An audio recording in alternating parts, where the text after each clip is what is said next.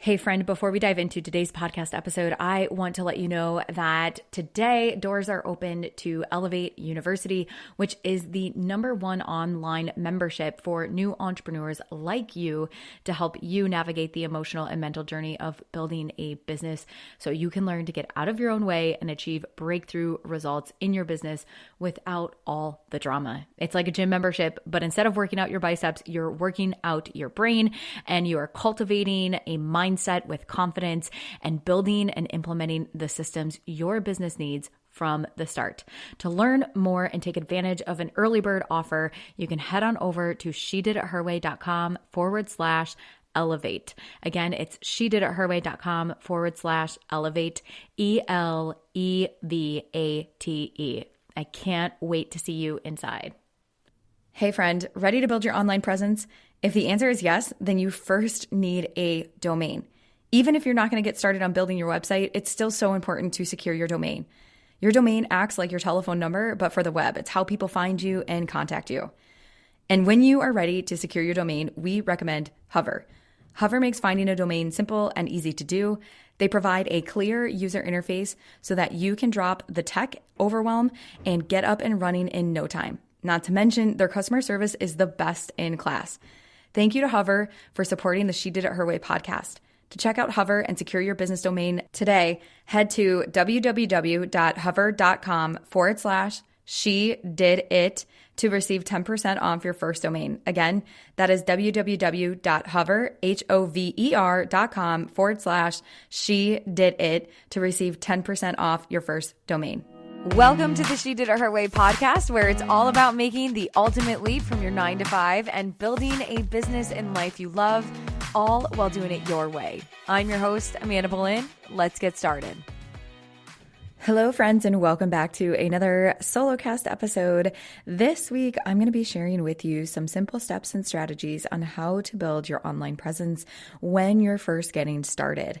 I'll be diving into how to prep for your online presence, 2 ways to get visible, and some specific action steps on how to get started. So in the preparation phase or stage, if you will, in that beginning stage of building your online presence, here are a few things that you can do to take action right now in the preparation phase. And number 1 is to secure your web domain. Even though you won't be building out your website right away or immediately, I still recommend securing your domain. That way, when you're ready to build your website, you've already got your domain in place. You don't have to worry if it's been taken, and you'll be good to go. You can search and secure your domain online using hover.com, and you can head to www.hover.com/she-did-it for 10% off your first domain. They make it super easy and simple to search for your domain, to see what's available, and to purchase without the tech overwhelm. So that's step number 1. That's really, really important, because the worst thing that could happen is that you've got this idea for your business name, and even though you're not going to build a website right away, you maybe, if you decide to wait, someone else could buy that domain. It's kind of like real estate. And so you want to make sure that you at least secure your domain, number 1. Number 2 is secure your social media handles. And I'm talking everything from Twitter to Facebook business page to Instagram to Pinterest to LinkedIn to everything and anything. And the reason why you want to do this is to make sure that you have the control over your brand, and as far as it being as consistent as possible. And so again, this is also including your web domain. So you want to secure it early on so that you can create consistency throughout your web domain, the Twitter, all the social media handles. And again, it's not the worst thing in the world if you can't make them all specific and consistent, but bonus if you can. And even though you may not be producing regular content on some of these social media handles because your target audience doesn't necessarily live there, if you will, it's still really important for you to secure them so that way you have the most control over your brand and someone else can't secure them later. So a really good example of this is for us. We still produce content for Twitter, but it's sort of secondary to making sure that we produce content on the podcast and then Instagram and also in inside our Facebook group, because that's where majority of our target audience hangs out at. Not a lot of them are on Twitter. Some of them might be, but it's not enough for us to really go deep and to focus on those other handles as well. You might find yourself in a situation where your ideal client really only shows up on LinkedIn, and then that's it.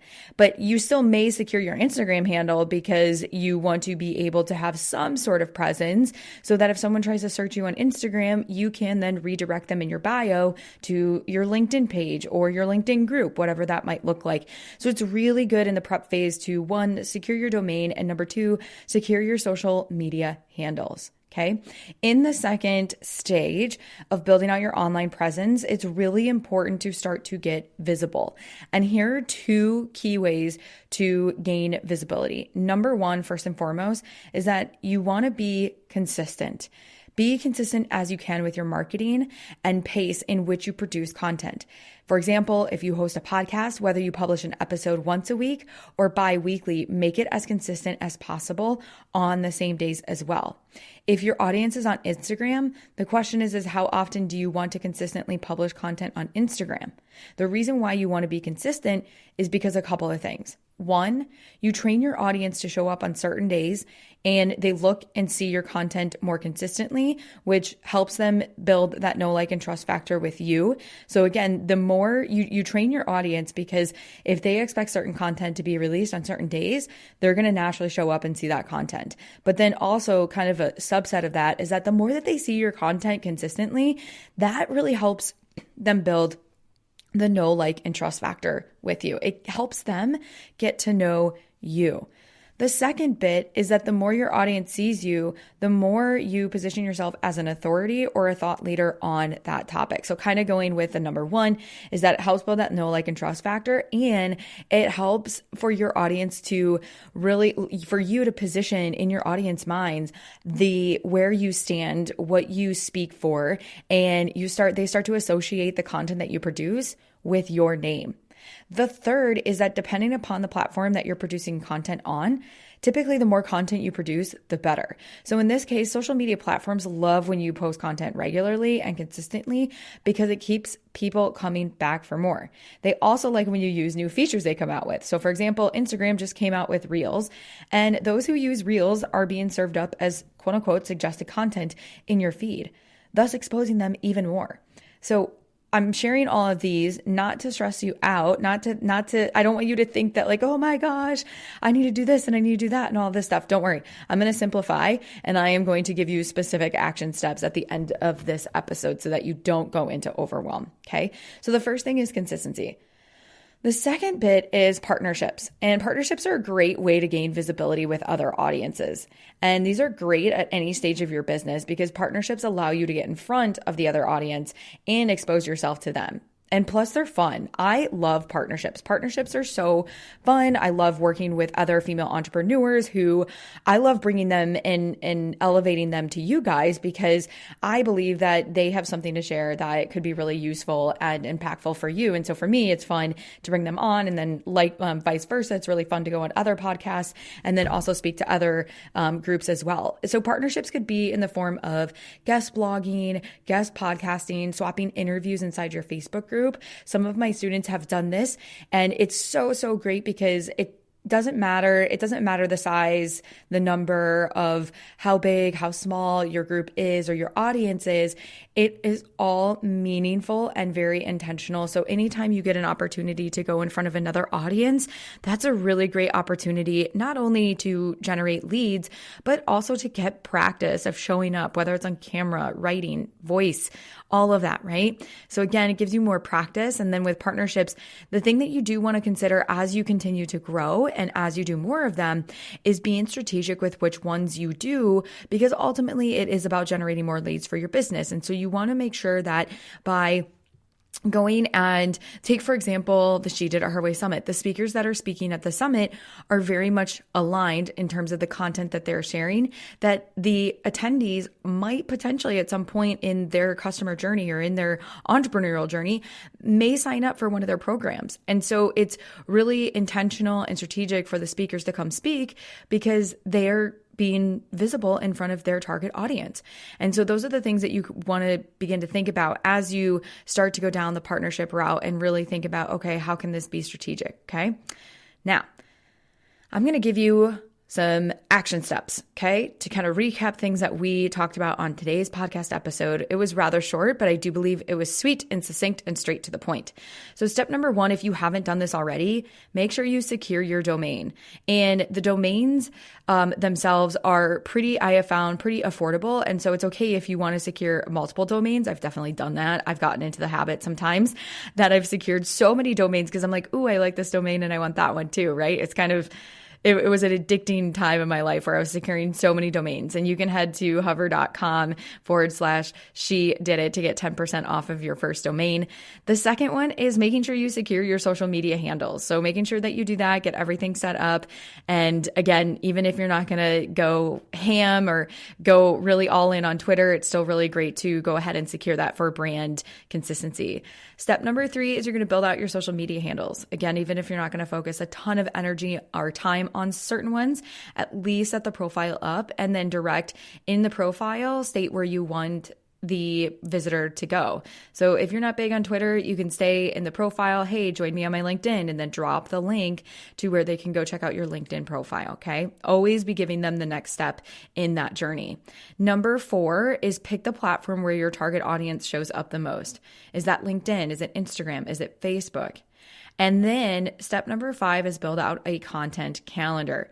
So what you can do to get started is decide how often you want to post each week and brainstorm a list of content ideas, start writing or recording them. And when I say this, so think about your content calendar. Do you want to produce content? Let's say it's LinkedIn.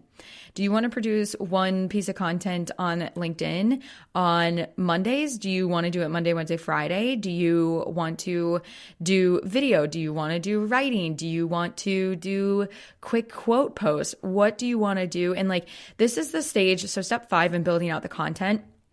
It can be very overwhelming if you're not familiar, if you don't have experience with building content. On the flip side, it can be very inspiring and very fun. If you are starting out and you have all these ideas and all these things that you want to help people with, just have fun and start the brainstorming process, okay? Brainstorm your content ideas, brainstorm your topics, and then decide, do I want to do this in writing? Do I want to do this in video? Do I want to have quote graphics, right? So deciding the medium in which how you deliver it as well is kind of a subset point, if you will. So the first step in B is building out the content calendar is really brainstorming the list of content ideas, then decide which ones you want to do video, if you want to do them all in video, if you want to do them all written, what does that look like? And then really lean into that social media profile, because that is, instead of getting overwhelmed and thinking you need to be on all the handles, really go deep with one. That's going to help reduce overwhelm as well. You don't need to be on all social media handles. You don't need to be on Twitter and Instagram and Facebook and LinkedIn, because you're going to build all of these, you're going to start all these bridges, but you're never really going to build and finalize the bridge. So pick one and go all in, and just be really diligent about not being influenced on that you need to be everywhere all the time because you think everybody else is. Pick one, because that's going to help reduce overwhelm in the beginning. Step number 6 is when you build out your content calendar, and have fun with this. Some people build out their content calendar. I know I'm going back to this, but it's really important. Some people have a paper content calendar. Some people have a digital. Some people start with paper and then they move it to digital. Find the strategy and process that works for you. It's all about what's going to work for you. It's not about what works for someone else. It's not about what works for me. It's about what works for you and is going to get the job done. After you brainstorm your content, and let's say you brainstorm for 2 weeks at a time, now it's time that you can also schedule your content. You can do it in real time, but you can also schedule your content ahead of time, which this is really great because you can use software tools like Meet Edgar for social media, Planoly for Instagram, and then Tailwind for Pinterest is what we use. Some of the platforms like Facebook allows you to actually schedule content directly inside of your Facebook group if you want to use that as well. I'm not 100% sure about LinkedIn. We don't do a ton on LinkedIn, but we do repurpose our content for LinkedIn But that's about the far as extent that it goes. So once you've decided what social media platform you're going to go all in on, then I would suggest being really intimate with how that software works. And again, it doesn't mean that you have to take 3 hours to figure it out. Find 25 minutes on your calendar and schedule that in and just say that you're going to play around with the tool. That's it, the software tool.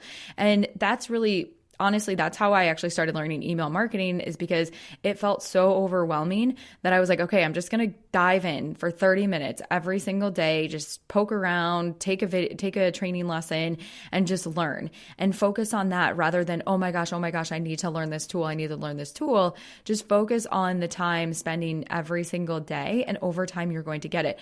Bonus, take a course. Take a course on whatever it is. I took Amy Porterfield's List Builders Society. I wish I would have done that from the beginning versus trying to poke around and figure it out. But whatever it is that you're trying to learn, do yourself a favor, find a course and invest in yourself. If you're curious on which courses to invest in or trainings, if you go to our website at shediditherway.com and you go to free trainings, we actually have a few free trainings on Instagram, Virtual Assistant, and a few others. So you can kind of get a taste for their training style. And then also on resources or starting a business, there's a few there. And those are ones that we recommend because we've gotten results from them as well. But going back, that whatever it is that you're trying to learn, invest in yourself, do yourself a favor and take a course and learn from someone who can teach you exactly what you need to know. It's going to save you so much time, energy, and headaches. Okay.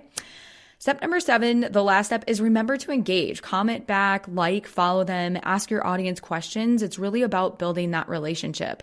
Sometimes we can get caught up, and I've certainly been there, in the headspace of, oh, I need to build the biggest audience. I have to have 10,000 followers. When really if we're so focused on building this audience that doesn't exist yet, and just to hit a numerical number, we're going to miss the magic of those who are already showing up in front of us. And sometimes a smaller, more engaged and intentional audience that is aligned with our offerings is actually more fruitful and more enjoyable. Or I shouldn't say enjoyable, that's the wrong word. It's just more fruitful and more enjoyable. So when I do say enjoyable, I mean from the content creator standpoint, from my point, from your point. It's more enjoyable because you're aligned with those that you can help. And so I encourage you that if you're on this train of like feeling like you need all these followers in order to build a business, you don't, because it's really about finding the right people and helping the right people, and engaging with them and asking questions. Okay. So that, and then the more that you help them and the more that you help produce results for them, those results are going to speak for themselves, and your audience is naturally going to grow. You're going to naturally gain visibility through that, taking care of those who are showing up for you in that moment. Okay. So I hope you enjoyed today's episode. Come follow along. Join us over at the Instagram handle at She Did It Her Way. Visit shediditherway.com if you have any questions about free trainings of any of that sort. And I hope that you have an amazing week. And until next time, keep doing it your way. If you enjoyed today's podcast episode, you can head on over to shediditherwaypodcast.com, where you can access the entire vault of She Did It Her Way podcast episodes and more information all about how to make the ultimate leap from your 9 to 5. And if you enjoyed today's episode, I would be so grateful if you headed on over to iTunes and left a review letting me know what you love about the She Did It Her Way podcast. Until next time, keep doing it your way.